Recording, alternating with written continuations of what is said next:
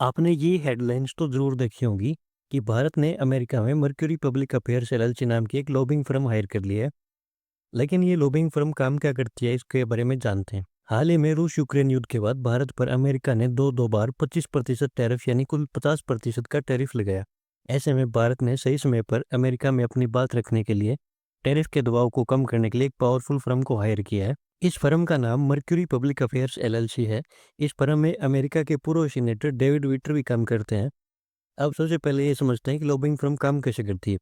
ये बेसिकली उस देश की सरकार से आपके फेवर में बात करती है, यानी कि अपने क्लाइंट का पक्ष रखती है और कोशिश करती है कि उस देश की नीतियाँ आपके हक में हो जाए। मतलब मोटा-मोटी कहें तो ये कंपनी अमेरिका की सरकार के सामने भारत का केस रखेगी और ट्रेड टैरिफ जैसी दिक्कतों से निपटने में मदद करेगी। भारत ने इससे पहले भी एक और लॉबिंग फर्म हायर की थी जो थी एसएचडब्ल्यू पार्टनर्स एलएलसी। ये कंपनी ट्रम्प सरकार में पहले सलाहकार रह चुके जेसन मिलर की है। भारत ने इसे पूरे साल के लिए करीब 1.8 मिलियन अमेरिकी डॉलर दिए थे। वहीं नई फर्म यानी मर्क्यूरी को भारत सिर्फ 3 महीने का कॉन्ट्रैक्ट दे रहा है और $75,000 प्रति महीना यानी कुल 225 के देगा, यानी कुल 2,25,000 यूएस डॉलर देगा।